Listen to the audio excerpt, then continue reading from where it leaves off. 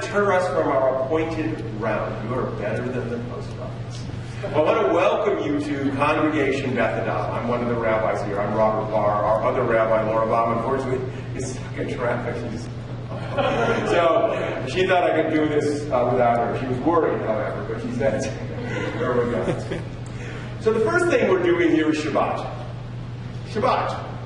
Chance to step out of our daily routines, to take a breath, to gain perspective on where we've been and where we are going, because our lives are chaotic. We're busy, lots of demands at our times, and frequently we're running from place to place doing things. And the Shabbat, historically, is a chance just to stop. Now, most of us can't take a 24-hour day. We're lucky to take a few minutes off at times. But right now you're here, in this sanctuary. Relax. Take a breath. We all got here. In the warmth of this community, we get to celebrate and we get to pause. And I imagine that most of you were just driving down Loveland Road looking for a congregation to hang out at. That you actually came here. Did anyone just drive down Loveland? You came with intentionality. You came for a purpose. You came to experience and participate in Joy-Griffin B'nai Mitzvah. B'nai is a plural. It's the plural of bar or bat mitzvah. And we're going to talk about this. This is a very special day. So these are people who you wanted to share and experience a special event. Now, typically at a bar mitzvah or a bat mitzvah, I would talk about youthful achievement and young 12-year-old, 13-year-old growing. But this is really an incredibly different experience and a wonderful experience that together Joy and Griffin have chosen to celebrate this event. Now, I want to make clear something. There's a misunderstanding a bit about bar and bat mitzvah. Oftentimes people think it's the ceremony that is what is a bar and bat mitzvah. Bar and bat mitzvah actually means age of majority. So, fact be told, truth be told, the both of you have actually accomplished your bar mitzvah and your bat mitzvah many years ago, irrespective of doing the ceremony. But I think what's happened, and what certainly is important, is the ceremony becomes an important milestone. It becomes a statement, because this just didn't happen. They just didn't show up this morning and say, okay, we're going to do this. Griffin and Joy have been studying. They studied Hebrew, they studied philosophy, we talked about ideas, and they're going to talk a little bit more about this. So this became a culmination of a personal exploration and personal growth. And it's meaningful that people choose to do that, and it's wonderful that we're able to share this experience. So today we're going to participate. Those of you who are reading will come up here to read. Those parts of the service that are italicized are meant for us to read as a community. If you know any of the melodies that Larry and Courtney are singing and playing today, please feel free to sing along.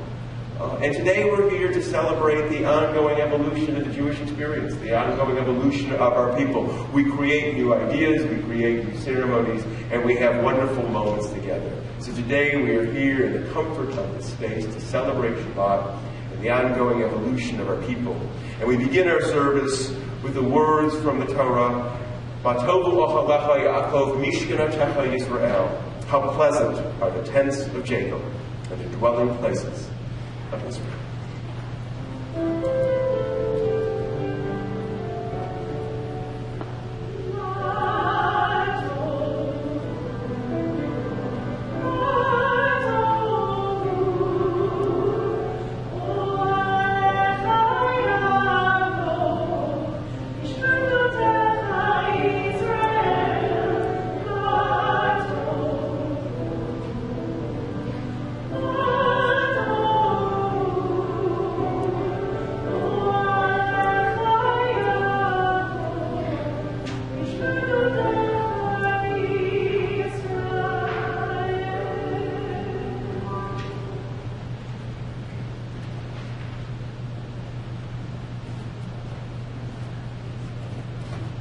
Each morning,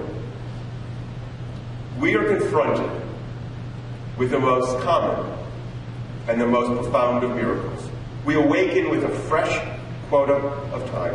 24 hours is always our allotment. No one can take time from us, and no one receives any more or any less. Time cannot be bought. Our awakening should become a personal contract. It is a time for projects, resolutions, for the birth of action. Yet there are many of us who are always waiting to live. We are waiting until things change, until there is more time, until we settle down, until we get our work done, until some of us are desperate for the will to proceed. The water of time moves on with or without our control, whether to drift passively with the current or to direct our course. That is the choice presented with every tick of the clock.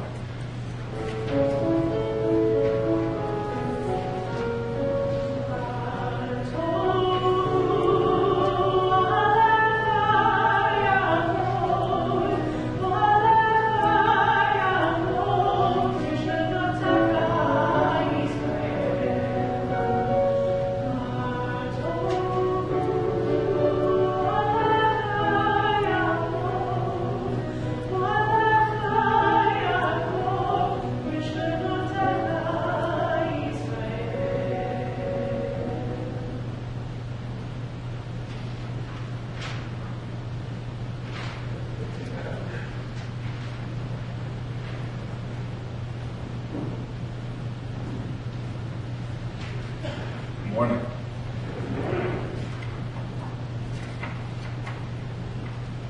Today we cross the threshold of this chapel to enter a sanctuary free from the demands of our everyday lives. Today we step away from our daily routines in an attempt to gain perspective on where we have been and where we are going. At other times, in other places, we may feel fragile and alone.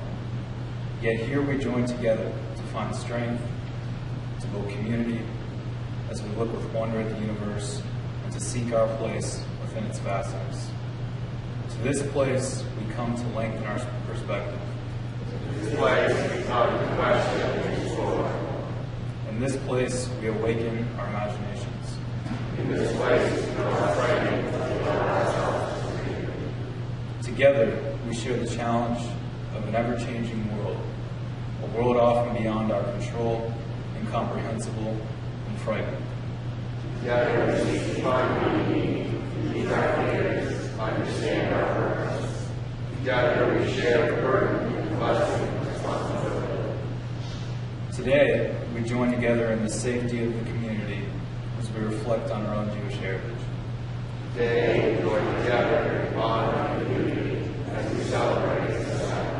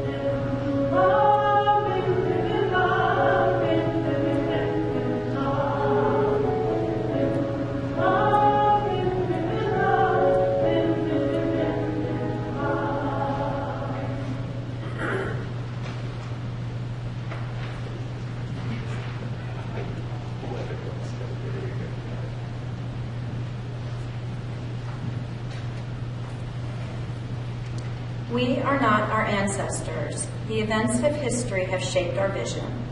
Like glorious as well as the tragic have colored our view. Our ancestors' words, ideas, and belief cannot always bring us comfort, for our ancestors could never have imagined the world in which we live. Never could they have imagined the changes that have taken place. Yet, across the span of time, our ancestors' words reach out to us. Their words challenge us, call us to action, remind us of our past, and inspire us for the future. Building upon the words they offered in their time, we Amar Rabbi Akiva va'ahavta l'reaha kamocha ze kalal gadol b'Torah. Rabbi Akiva says, you shall love your neighbor as yourself. This is the great principle of Torah. Hillel Omer, Ba'al Tadin et Chavercha, Ad Shitagia Lim Komo. Hillel said, judge not another until you have been in your little place. Im ein ani li mi li, vu she'ani la'atzmi ma ani. If I not for myself, who is me? But if I only for myself, what am I? Ve'im lo achshav amotah. And if I do not act now, right. Bain Zoma Omer, Ezehu Haham, Halomed Michol Adam. And Zoma said, who is wise? A person who learns from all people. V'hit tu parvotam li'itin, v'hani totehem, l'mazmerot lo yisa, goy el goy, harev v'lo, yumadu, od, milhama. They shall beat their swords and plowshares, and their spears and prunes. Nation shall not lift up sword against nation, nor again shall they wage war. Hillel Omer, Bamakom She'ain Anashim, Hish Tadel Lehiyot Ish. Hillel said, in the place where there is no enemy, strive. It is up to each one of us to be informed and to consider carefully.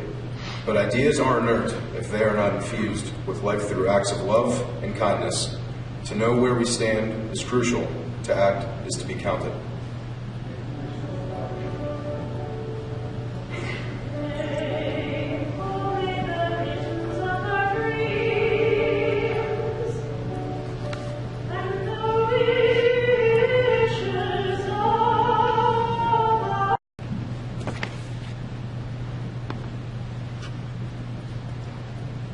We are born having an eternity within us, countless moments shared and alike, forming the chaos and patterns of our lives.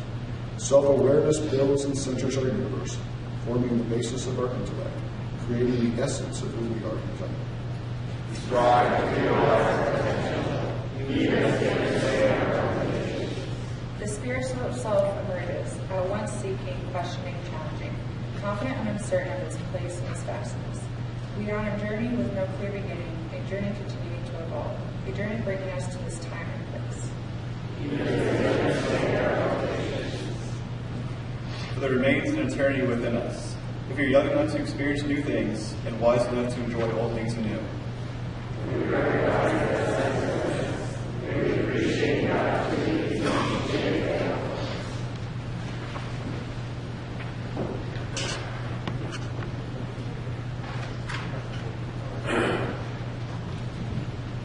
So in a minute, Joy and Griffin are going to be reading from the Torah, and I always want to make sure everyone in the congregation knows what a Torah is and knows a little bit about the history of our Torah.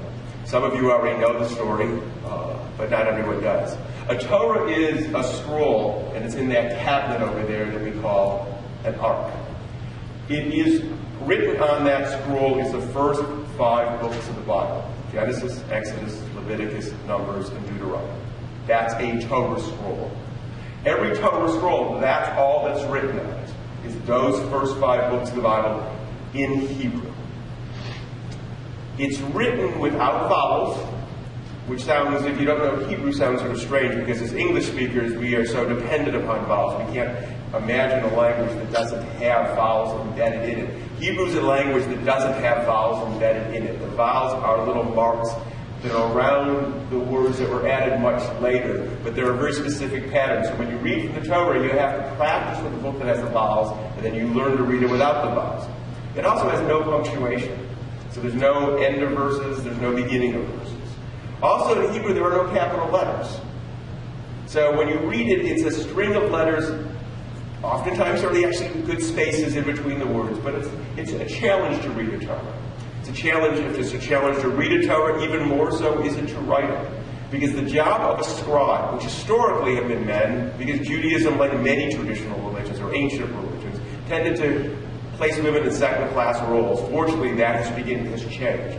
But historically, the scribe, who were men, would write, their job was to sit there all day long and try to transcribe, letter by letter, the entire Torah without any mistakes. They had all kinds of formulas they would use to make sure they would count the number of letters on a parchment, the number of words on a parchment, to make sure there were no mistakes, because a mistake would be a bad thing.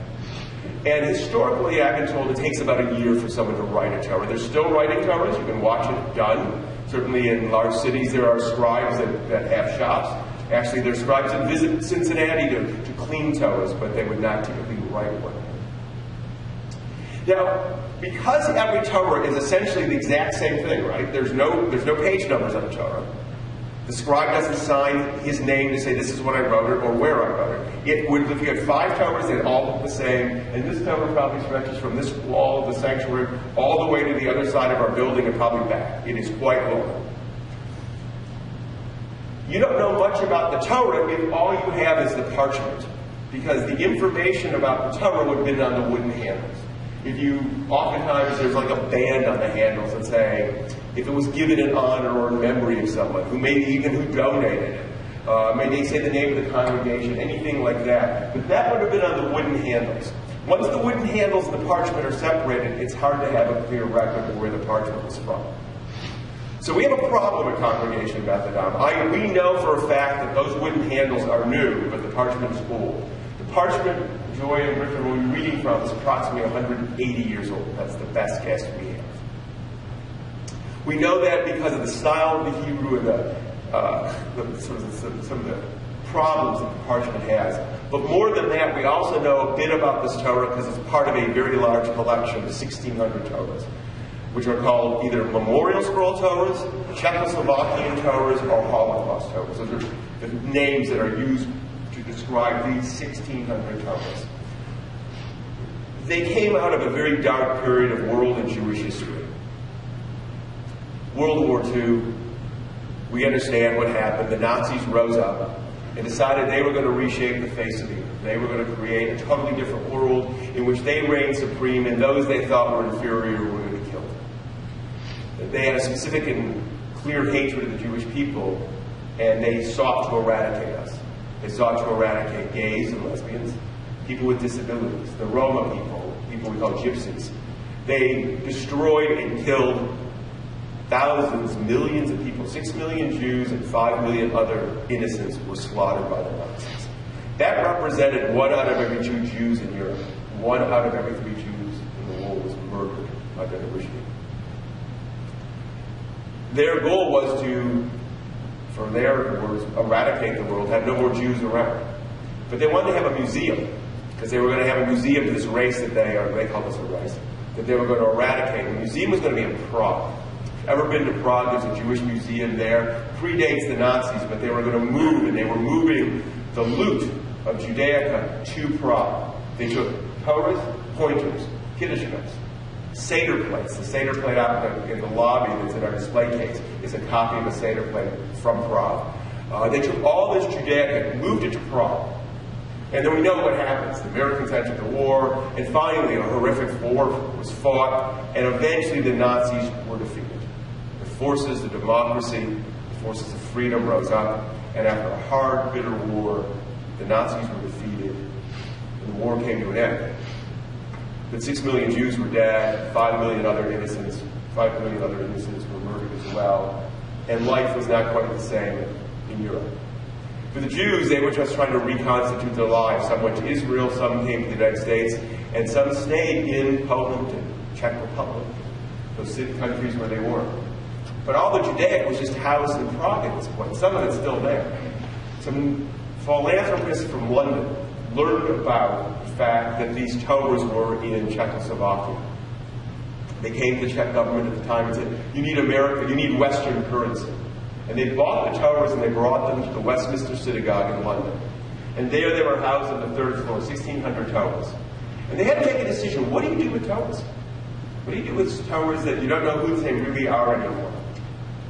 So they decided to donate them on permanent loan to congregations. What that means is, this is our Torah, but if the Czech people ever reconstituted the Jewish communities there, we would give the Torah back. So it's ours on loan. And we always talk about it that way, because we know it came from some other community, some other place where they gather on Shabbat, just like we do, to listen to the Torah. And so these Torahs are spread around the world, literally. Some communities have them in glass cases. We read from this Torah. I think it's really important to read from the Torah. And if you look at our Torah, it's not always easy to read because some of the letters have been rubbed off. And after 180 years, it doesn't look as good and pristine as it once was. But for me, it's really important, and I think even more so with Joy and Griffin today. This is about history. This is about continuity. This is about the past, the present, and the future, all intersecting. So they're going to read in a minute one of the legends of our people, because the Torah is legends, it's myth, that our ancestors wrote. They created these stories to deal with issues that they were dealing with, to explain their world. It was their mythology and their understanding. They're ancient. They're going to read these stories. It's going to connect us to the very distant past of our Jewish people. They're going to read from a scroll that survived a dark period of time when evil walked the face of the earth. And we can think about the people who once held that Torah. People who before the war were hopeful and had visions of the future. And they do it today, here in this sanctuary. A sanctuary that speaks to empowerment of Jewish people, that we are creating every future. We created this ceremony as something special and unique and different. This is about Judaism growing, changing, evolving. We have a long past, but we have a future as well. And our future is defined by people like Joy and Griffin taking on the mantle of Jewish responsibility and saying, I want to affirm my commitment. And I do so by reading from this historic Torah. We participate now in something incredibly special and unique, an intersection of time, the past and the present and the future woven together. It is our custom to stand for those who are able when we take the Torah from the ark. We stand in honor of the past and we stand in anticipation of the future. So for those who are able, please rise.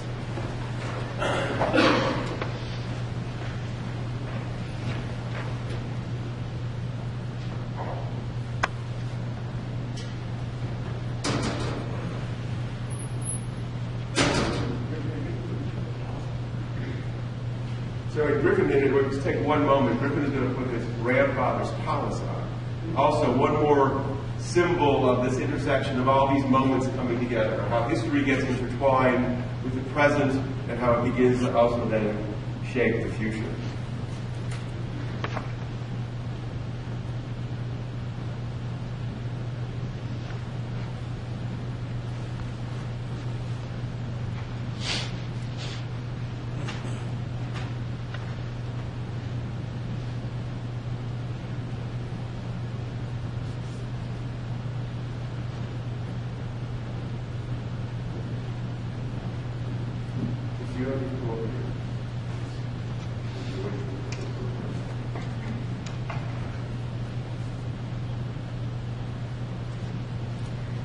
The Torah gives us insight into the fundamental questions asked by our ancestors, reminding us that these questions are universal ones that we continue to ask.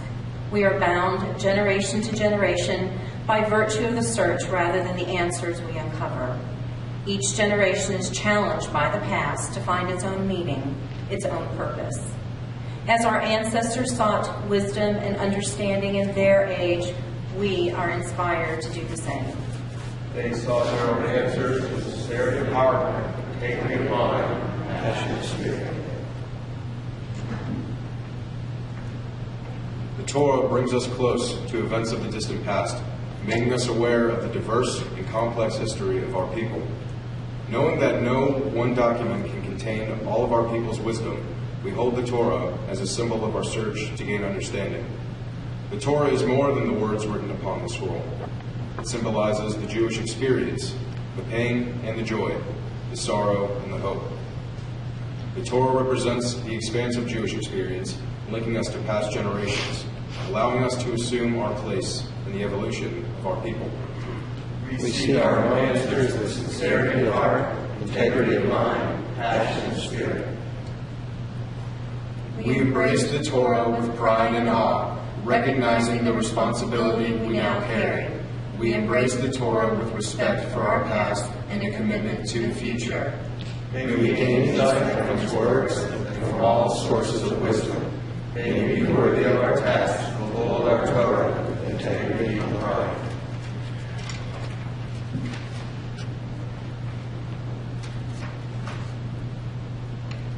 On three things the world depends: on Torah, on work, on acts of kindness.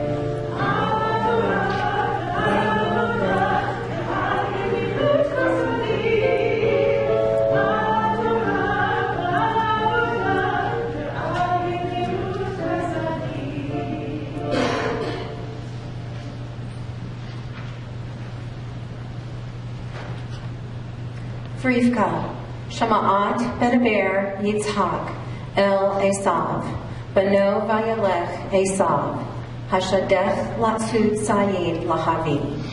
Rivka, Omara El Yaakov, Bana Lemor Hine, Shamati et Avicha Medaber El Esav, Achicha Lemor, Havia li Said, Vaase li Mitamim, Va'o hela va'avarecha lifnei Adonai lifnei motim. Va'ata v'ni shema, v'koli la'asher ani mitzvah otach. Lech na el hatzon, v'kach li misham, shenei gedayei itzim, tovim ve'e'eseh otam. Matamim la'avicha ka'asher ahev. V'hei v'tav la'aviha v'achol ba'avur, asher yavrecha livnei moto. Vayomer Yaakov el Rivka, imohen Esav, ahi ish sair, v'anohi ish halak. Ula yamushani avi v'chayati v'einav, kim tateya v'heveti, alai kalala v'lo v'racha. V'tomer lo imo alai, kilataha b'ni, ach shema l'koli v'lech kag li.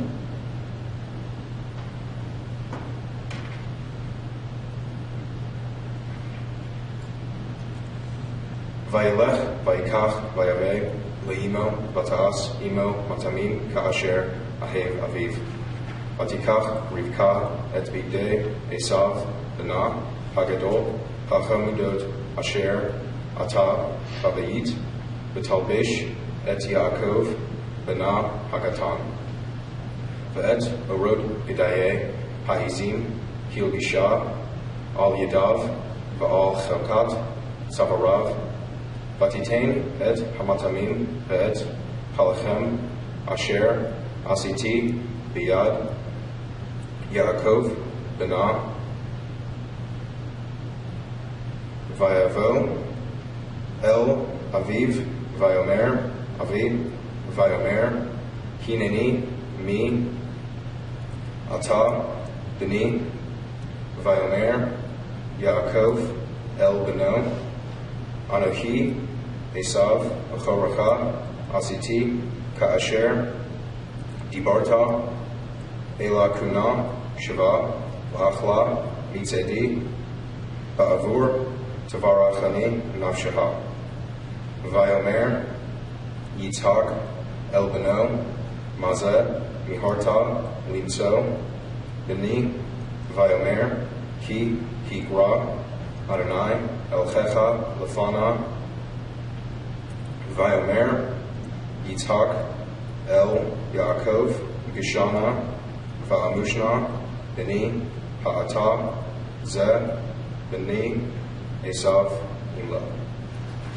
And now Joy and Griffin are going to read the English translation to Torah portion they just read, which is the book of Genesis, book of Genesis, chapter 27, verses 5 through 21.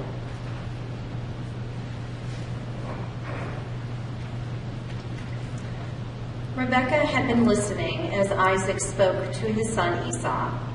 When Esau had gone out into the open to hunt game to bring home, Rebekah said to her son Jacob, "I overheard your father speaking to your brother Esau, saying, 'Bring me some game and prepare a dish for me to eat, that I may bless you with the Lord's approval before I die.' Now, my son, listen carefully as I instruct you. Go to the flock and fetch me 2 choice kids, and I will make of them a dish for your father, such as he likes. Then take it to your father to eat, in order that he may bless you before he dies." Jacob answered his mother Rebekah, "But my brother Esau is a hairy man, and I am smooth-skinned. If my father touches me, I shall appear to him as a trickster, and bring upon myself a curse, not a blessing." But his mother said to him, "Your curse, my son, be upon me. Just do as I say, and go fetch them for me." He got them and brought them to his mother, and his mother prepared a dish such as his father liked. Rebekah then took the best clothes of her older son Esau, which were there in the house, and had her younger son Jacob put them on. And she covered his hands and the hairless part of his neck with the skins of the kids. Then she put it in the hands of her son Jacob, the dish and the bread that she had prepared. He went to his father and said, "Father." And he said, "Yes, which of my sons are you?" Jacob said to his father, "I am Esau, your firstborn. I have done as you told me. Pray sit up and eat of my game, that you may give me your innermost blessing." Isaac said to his son, "How did you succeed so quickly, my son?" And he said, "Because the Lord, your God, granted me good fortune." Isaac said to Jacob, "Come closer, that I may feel you, my son, whether you are really my son Esau or not." And now we redress the Torah to prepare to return it to the ark.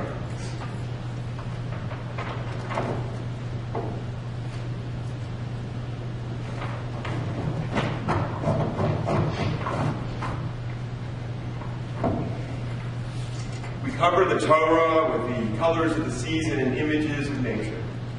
With roots into the past and branches stretch forward to tomorrow, we adorn our scroll. May the work of our hands be woven into the tapestry of time.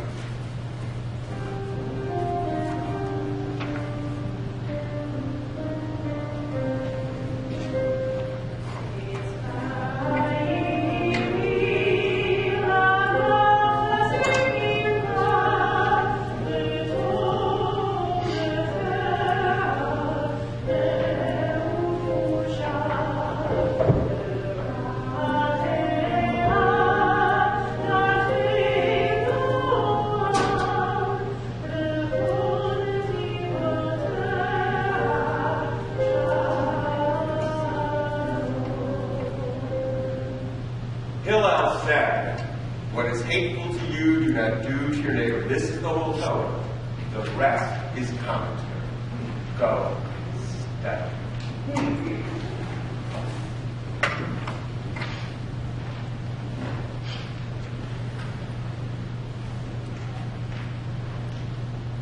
I'm so glad to see everybody here in this terrible weather. Thank you so much for coming out. So I have just a few words that I wanted to say. The traditional age for bat mitzvah is 13. For those of you doing the math, that was about 40 years ago for me. Recently, one of my students said, "You're like 20 years behind for this." I thanked him for his kind and flattering remark. Who knew that teaching Sunday school could make you feel 20 years younger? To prepare for your bat mitzvah, you learn Hebrew, you read stories from the Torah, and discuss the meaning of Jewish holidays. At 13, you're asked to write a research paper about a Jewish topic, person, or place. At 52, you're asked to open your heart and share why the ceremony is so meaningful. Quite honestly, I would have rather done the research paper. Self-reflection is difficult. Standing here talking about myself is uncomfortable. but for today it's important. So I'll step out of my comfort zone to share from my heart what this day means to me. Life happens. Sometimes you're ready, other times you're not. One of those times was about 9 years ago when I moved my father to Cincinnati from San Diego. His health was declining. So my brothers and I made the decision to have him move in with me. Being his primary caregiver was difficult at times for both of us. But I would smile, tell him how honored I was, and how fortunate I felt to be his daughter. Being with my father during his final days made me think about the meaning of my own life. I was losing a parent in the last of his generation. Was I living up to be the kind of daughter he had hoped I would become? Was I a good person? Was I a good Jew? I celebrate the major holidays, come to services when it's expected. I thought I was doing everything I should be doing. Then again, there's always room for improvement. So I made a to-do list. Join a temple, learn more about Judaism, and seek out more opportunities to volunteer. Thanks to my dear friend Merle, I joined this temple. Griffin needed to prepare for his bar mitzvah, so this made sense to me and it was close to home. I started teaching Sunday school, but I had no idea what I was doing. It became clear to me that in order to teach, I had to learn. What I learned is that I wanted my students to be excited about what they were being taught. So I worked really, really hard to ensure that they had a good learning experience every Sunday. Over the last few years, I've been the advisor for the Beth Adam Teen Program. We volunteer throughout the year, and I am passionate about the work we do. I'm proud that we are focusing on making a difference in our community. Maybe it's my way of leaving my footprint in this world and helping my students do the same. Giving back helps me feel like a better person. So here I am today. Truth be told, I don't think I would have done this if it hadn't been for Griffin. I began studying with him more than a year and a half ago, not because I was ready, but because he was ready. And for a lot of reasons, I made the commitment to work alongside of him. As we progressed, it became clear to me that I was doing this as much for me as I was for him. I grew up in a Reformed Jewish family. There wasn't the expectation of a bat mitzvah for me. My father didn't feel it was important. He told me that being confirmed at 16 was good enough. Well, guess what, Dad? You were wrong. This was very important to me, and I want to thank Griffin from the bottom of my heart for his persistence, which led us to standing here today. Celebrating this milestone challenges me personally to work harder at being a better Jew. It's not that I'm more Jewish now, but I ask myself, what can we do next? Whether in the classroom or through social action involvement, my goal is to follow my passion for giving, for teaching, and for learning. I would also like to travel to Israel. This was never on my bucket list before, but it just seems so important now. One day I also hope to visit Latvia. That's the town where my grandparents grew up. I want to learn more about my family and our Jewish history so that one day I'll be a good source of information for my children and my grandchildren. Speaking of children, Rabbi Barr suggested our Torah portion because it's one of the few places in the Torah that talks about a mother and her son. The story was about Rebekah, Isaac, Esau, and Jacob. The focus is on Rebekah and her role in changing the direction of Judaism. Because of Rebekah's insightfulness, boldness, and cunning skills, she tricked her husband into giving Jacob the ultimate blessing. Even though, as the eldest son, Esau was supposed to receive this blessing, Rebekah knew that Jacob's leadership skills made him the best choice to be the leader of the Jewish people. I can certainly relate to Rebekah's situation, understanding her boys' strengths and weaknesses, in hopes of guiding them as they face life's challenges. A devoted mother wants to help her children find their inner strength to become their best selves. My hope is that Griffin will continue to learn more about our religion, our people, and our family in order to guide him down the path of his future. I am here today to honor my grandparents and my parents and to inspire my children to always strive to be the best people they can be. I hope that they will continually seek new ways to help prepare the world. As I've always told my students over the years, life gets tough. So instead of dwelling on things that are making you sad, go out and help someone in need. I want to thank Rabbi Barr and Rabbi Baum, who could not be with us here today, for their time and efforts to develop a curriculum to help prepare Griffin and me for this day. We came to them with this out-of-the-ordinary request, and they both worked really, really hard to make this a memorable and inspiring experience for us. I also want to thank Leah Citron, our Hebrew teacher, for her patience and her wonderful teaching skills. And Kim, thank you for your help in the kitchen. And thank you to Merle for all the planning that went into preparing the brunch and for being my voice of reason when things got crazy. Also, be sure and tell her how much you enjoyed her homemade pasta salad. Thank you, Matt and Mikey, for your support, love, and encouragement. Corinne and Jonathan for your help and kindness. Pat, our lives are very full with 5 kids, 2 dogs, 2 careers, teaching Sunday school, Aikido, volunteering, spending time with friends and family. And having my bat mitzvah was important to you because it was important to me. Your love and support has meant so much to me. Thank you to all of our friends who joined us today, to my family who traveled from Louisville and as far away from Alaska. It means so much to have you here. Today is January 25th, 2014.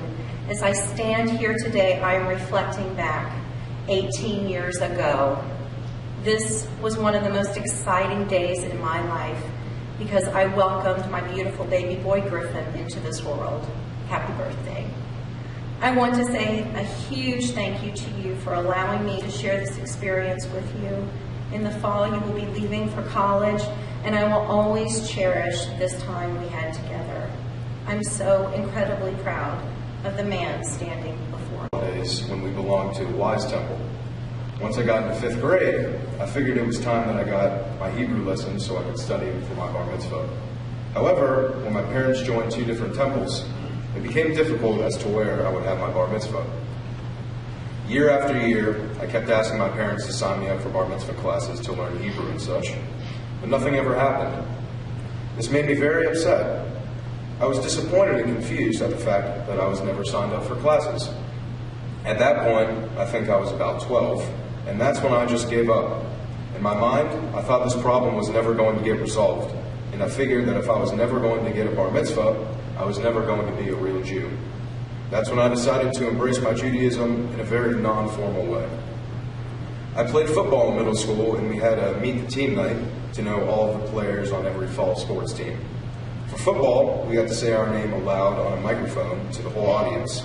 When my turn came up, I wanted to do something clever. So I said Griffin Weinberg, a.k.a. Jew-Beer.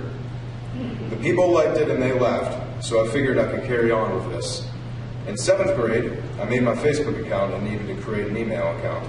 So I created jewbeer15@gmail.com, which I still use today. In 8th grade, I took it a little further. I played football again and went through the whole meet the team process once again. And I came up with something even better. I took the microphone and said, Griffin Weinberg, a.k.a. G.I. Jew. Got the idea from a few friends. It's sort of a play on like G.I. Joe, if you couldn't figure that out. Once again, the crowd was amused. We also got team sweatshirts where we could put our names on the back, and instead of putting Weinberg on the back, I had them put G.I. Jew. And they did. I still have that sweatshirt. Also, I remember watching a movie with Seth Rogen, and he was wearing a shirt with the S of Superman's logo surrounded by a Star of David, also called the Super Jew. And guess what? I have that shirt too. I even have a customized pair of shoes that has G.I. Jew embroidered on them, but they don't fit me anymore. The point is, during that time and up until last year, I had lost my Jewish identity. I had forgotten what it felt like to be a Jew. I stopped going to Sunday school, holiday services, saying prayers, etc. I just simply stopped caring about my religion. About 8 years ago, my mom joined Beth Adam, and she started teaching the 4th grade class hoping that I would enjoy Sunday school more because she would be there with me. It was a little rough for me at first because I didn't know any of the kids and I didn't fit in that well. I continued to go, but I later decided that I didn't want to go anymore. I wasn't getting anything accomplished in the line of having my bar mitzvah, so I just didn't understand why I was going anymore. But I would still continue to ask my parents about how I could have my bar mitzvah. Finally, about a year and a half ago, we were able to have a meeting with Rabbi Baum and Rabbi Bar about studying for my bar mitzvah. I thought that they were going to tell me that I had to come to the Wednesday classes with the 7th and 8th graders, but they came up with a different plan for me. The plan included watching some of the online videos made by Rabbi Bar, learning to read Hebrew, learning more about the Jewish holidays, and learning more about the Jewish heritage. To learn more about our Jewish heritage, Rabbi Bar recommended that my mom and I take a trip to Philadelphia to visit the National Museum of American Jewish History. We ended up taking the trip to Philadelphia in early July and stayed there for 2 days. My mom and I learned some very interesting things in the museum. When the Jews first came to America, they weren't allowed to work in the factories or be blue-collar workers. They were forced to work as money managers or in banks.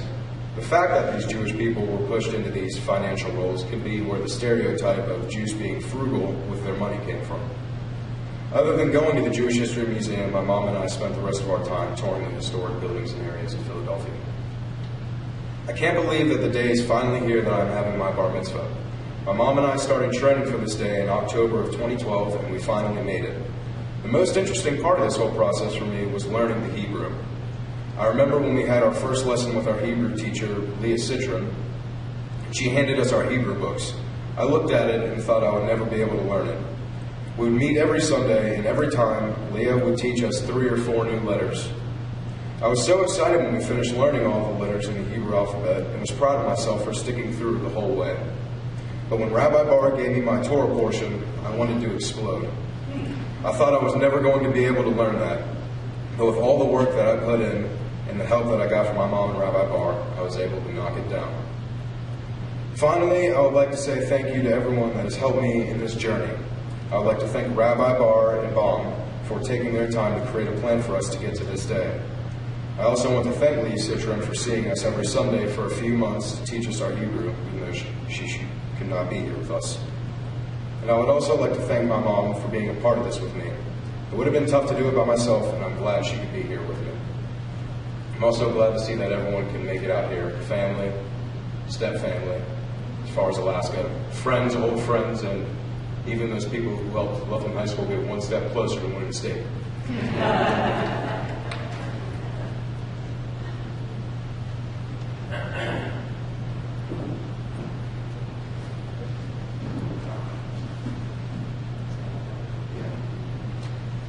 Shabbat Shalom, Boker Tov. Good morning, everybody. Griff, happy birthday. Happy 18th birthday. As you know, and as Rabbi Bar alluded to earlier, traditionally in our faith, young men and women become a bar or bat mitzvah by leading our congregation in a service and prayer when they turn age 13. So today, on your 18th birthday, I think it's pretty fair to say that you've taken somewhat of a non-traditional path to getting here. Now, while this might be surprising to some, it is absolutely no surprise to me because I know that you're a guy with tremendous character, Griffin. Attributes like conviction, persistence, perseverance, and integrity come to mind.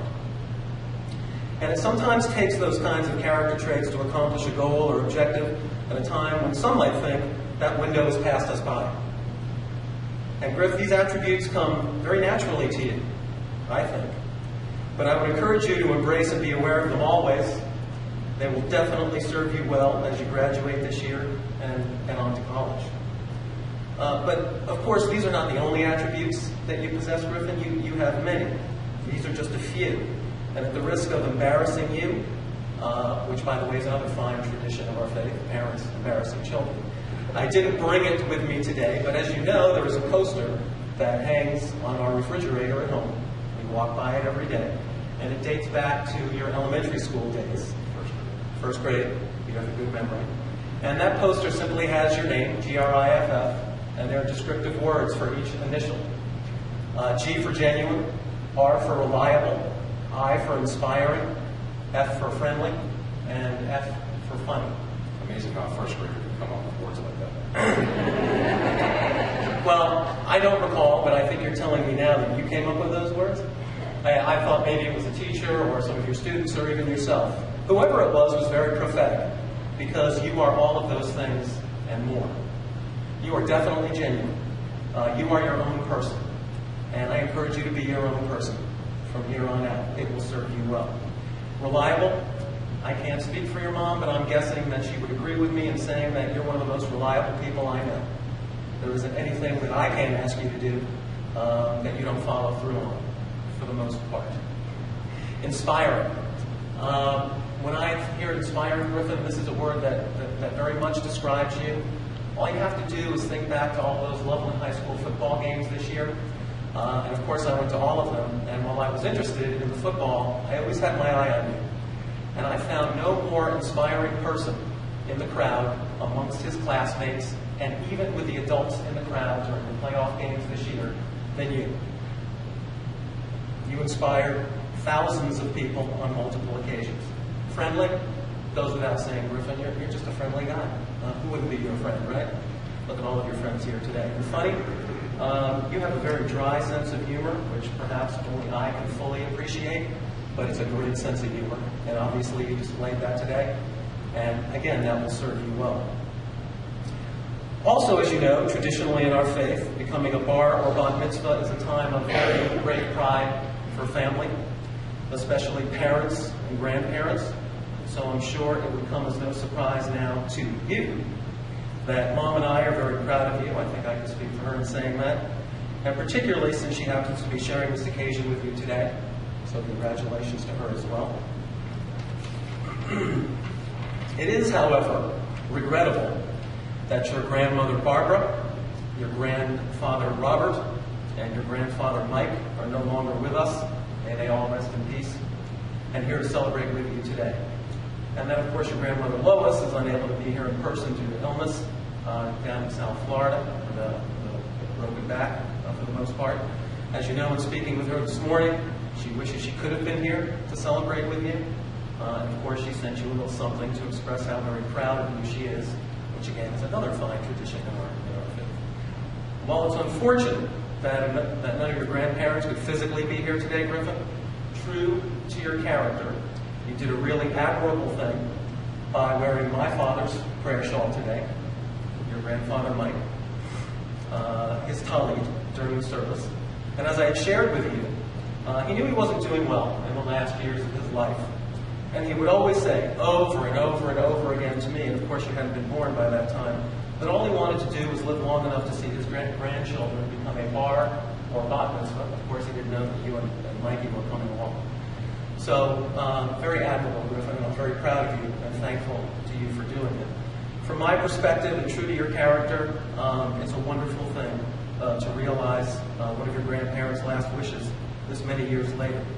And I'm sure by wearing it, maybe telekinetically or otherwise, you sent a message to him today. He's looking down, smiling, and maybe finally at peace and loving every minute of it. So, Griff, happy birthday, Mazel Tov, and may God be with you always.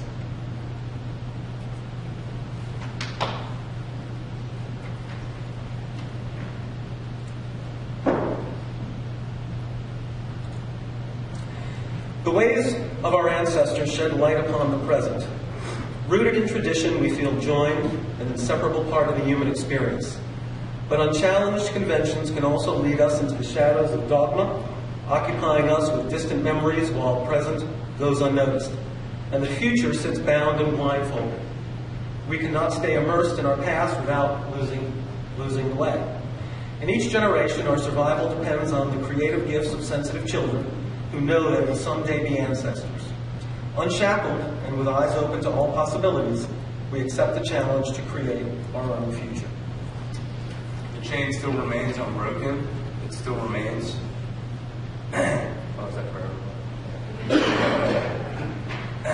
We sift from our past that which is most vital for growth. We shake loose and discard the time-worn judgments and ill-fitting customs.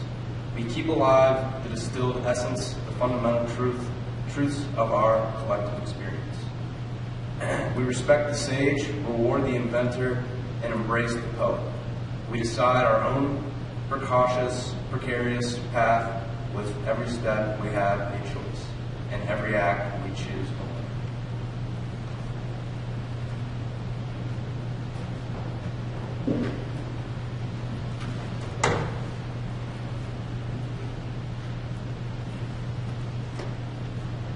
The Torah portion that Joy and Griffin read, I think, speaks to today in many ways. It's about mother and son, but I think it's more than just that.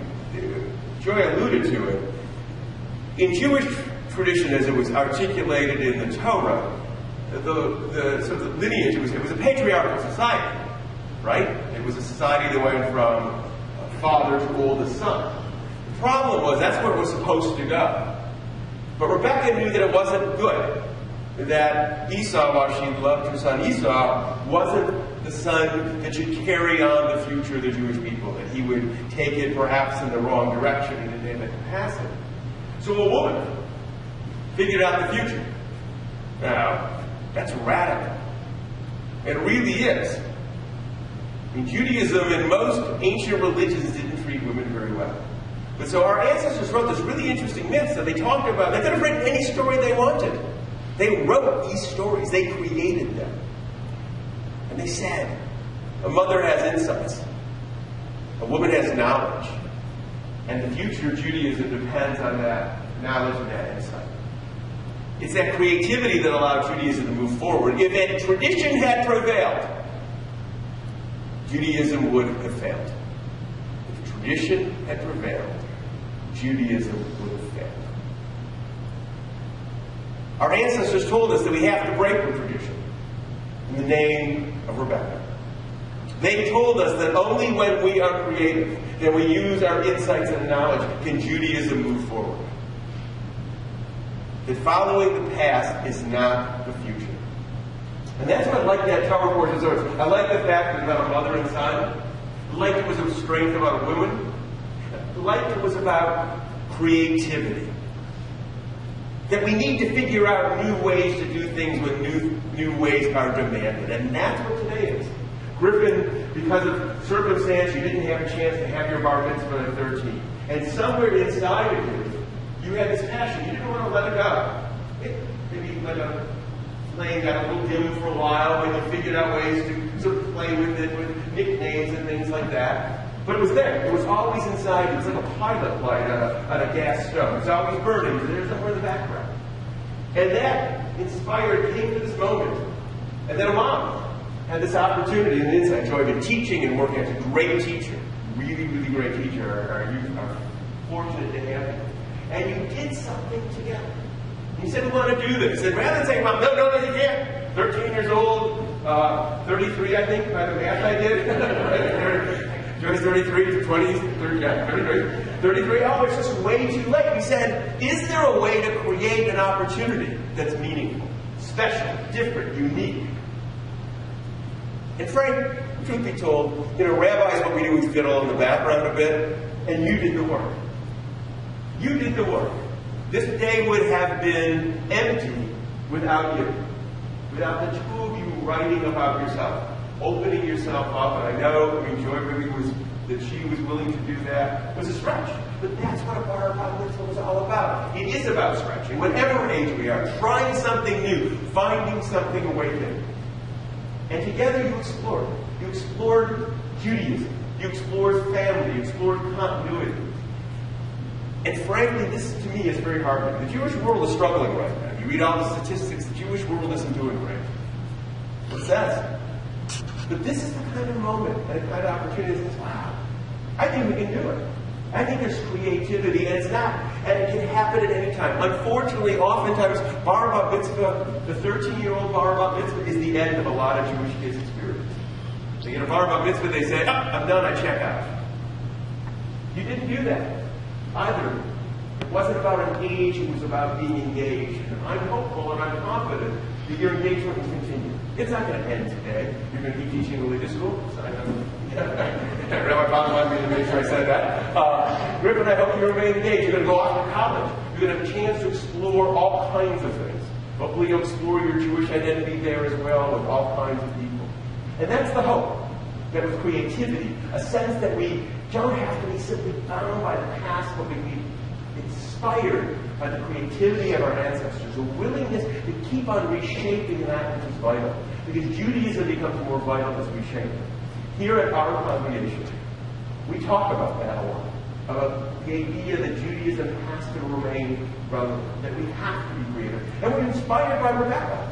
We're inspired by her creativity, her willingness to change tradition in order for there to be a future. Yeah, we've changed tradition in order for there to be a future, in order for there to be a vital Judaism. You sit in the sanctuary with the stained glass windows of the Big Bang and evolution and science. We did that because we know that if we're going to be relevant, we have to speak to what it means to be modern.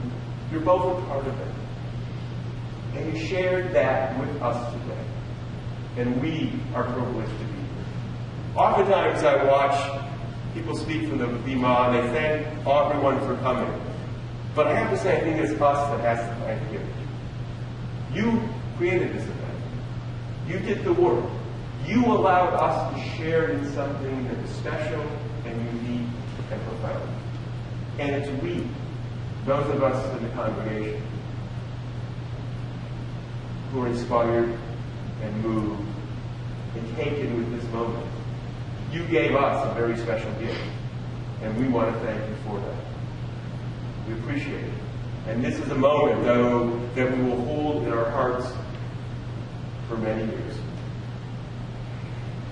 And it snowed, and we got here, and you reflected that 18 years ago, if it had been like this, you would have been trying to get to a hospital in a snowstorm. So coming here, getting here in the snowstorm wasn't so bad because we could get here and we had come. So I want to give you, for each of you, copies of our congregational liturgy. It's the gift we give to those who make this accomplishment because it's the story of our people as we understand it. The way we give inspiration to our Jewish and voice to our Jewish identity, that we keep evolving and we keep changing. Because that is the Jewish experience. Change, evolution, creativity, dynamism. And the two of you both possess that. And for that we are grateful. On behalf of myself, and I think I can speak for the whole congregation, I want to say thank you for allowing us to participate and to be here. Thank you for making the statement and creating this opportunity. Thank you for being part of the Jewish people and making it stronger and more vital. Thank you for allowing us to celebrate your bat mitzvah and your bar mitzvah on this very special day. It will live with us for generations and years to come. And so, congratulations.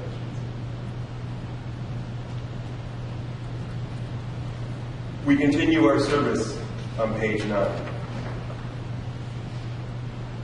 As we celebrate Shabbat together, we pause for a moment of separation, to stand alone, to turn inward, to reflect and remember. We recall those we've lost, members of our families, beloved friends, those whose lives have touched ours and who are no longer with us. We allow ourselves to wander quietly back in time, hearing again the sounds of their voices, feeling comfort in the ongoing connection of their lives to ours. We want to hold time captive, to erase the steely distance between their time and ours. Although they are no longer present, we hold them close through memories of the past, shared experiences, and hopes for the future. We understand that their lives give shape and color to our own. Together, we grieve for the part of us that is gone. We feel the absence of the presence, like spreading seeds of energy, a relationship that can never end. It's our custom, as we recall those whom death has taken from us, to rise. Those who are able, I would ask to do so at this time. At this time, remember those loved ones whom death has taken from us. We especially recall this day the memory of Joy and Griffin's relatives. Sophie Heiken, David Heiken, Robert Heiken, Barbara Heiken, Nathan Greenberg, Dorothy Greenberg, Michael Weinberg, Robert Tager, Stell Tager, Max Weinberg, Dora Weinberg. Recall as well those who have died as a result of violence and terror that mars our world. Those who died defending the principles of justice, freedom, and democracy around the world. Recall all of our loved ones who no longer walk among us. In b'dei ha'mavet ha'koach v'akor ma'ashibun l'lev. Death cannot take that which is locked in our hearts. With our tears and our sorrow, we remember. With our courage and our strength, we do not forget. Acts of kindness, deeds of courage will remain. Beauty created, wisdom shared is not lost. With our tears and our sorrow, we remember. Im dama'ot be'eneinu, be'et efreinu, mishmor al zecher achuveinu. With our tears and our sorrow, we remember.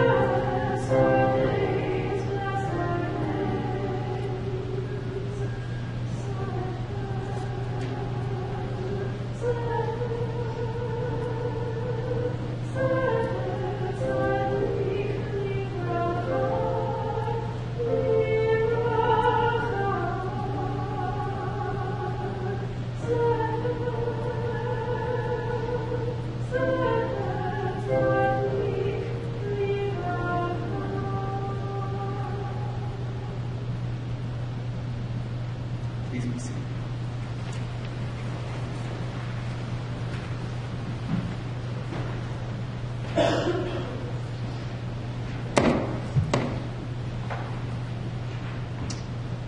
Let the Sabbath be a time for believing in what could be and seeing with new eyes. In this serious world, let us take ourselves less seriously. In these harsh times, let us listen for a soothing word. While the world around us unfolds in an instant, let us judge each other a little more slowly. Let the Sabbath shine a light into a corner of ourselves where hope is renewed. Let us remember a reason to be joyful, a way to be gentle. Let the Sabbath be a time for opening up. Let us find strength in our dreams and trust in our strength.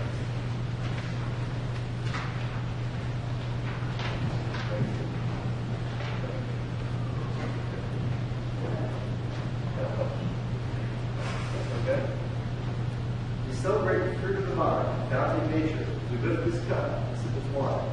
We are part of nature, gave us birth, to continue to sustain us. Even as we depend upon nature, so that we influence its course. Through the search for understanding, we have gained knowledge to shape our world, guided by the best human wisdom and the compassion of our spirit, we accept the responsibility to rest upon us. May the taste of this wine on our lips stir within us the reverence for nature and respect for human endeavor.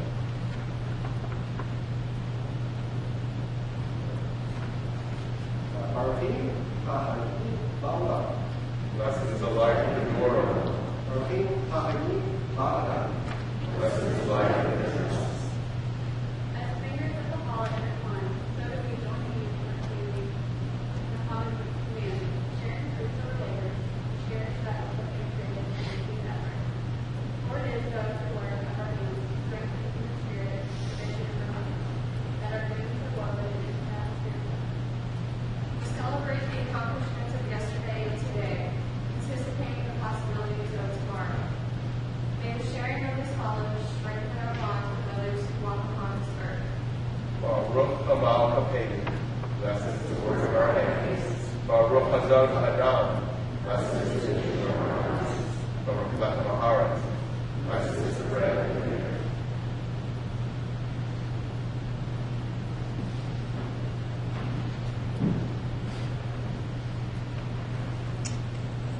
Baruch Makor HaChayim. Hamashrei Rucho Aleinu. Blessed is the source of life that inspires us. Baruch Makor HaChayim. Shehiyanu B'hiyamanu. Blessed is the source of life that sustains us. Baruch Makor HaChayim. Shehiyanu Lazman Hazeh. Blessed is the source of life that brings us to this moment. So mark this day in your book of memories. for it contains the rich and ancient flow of our heritage, the wisdom of our ancestors, the traditions of our people. Mark this day in your book of memories, for it's imbued with the strength and tenderness of family, the safe harbor of our inspiration, the enduring imprint of our love.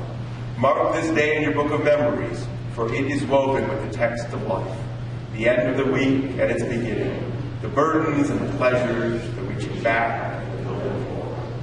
And in a moment, this all comes to an end, and we carry with us the memories. As we leave this sanctuary, we don't leave in this sanctuary that which we experienced. We take it with us, and hopefully we will be inspired by it, that it will move us, that it will make us think about how we can contribute to our communities, to our world, to making it a better place. As Joy said, rather than bemoaning that which we can't change, we should look at those who are less fortunate and make a commitment to making the world better through our actions. That is something we taught our students, and we should all carry with us. So I'm going to ask you to rise from clothing, those who are able. Joy-Griffin will stand at the door at the end of the service. You can offer your congratulations, and then you turn to the left, and behind the wall back there, you have to go all the way around, there's food awaiting you. Because you drove here to drink this. So you can get food, and I think we had pasta salad, right? A lot of pasta. And eat a lot, because there's a lot of food. So everyone stand up for our closing.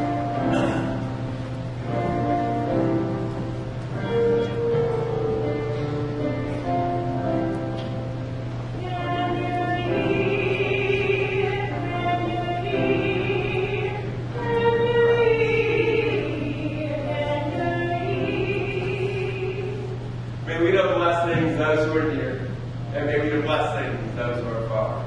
May the Sabbath bring its goodness to everyone soon, wherever they are.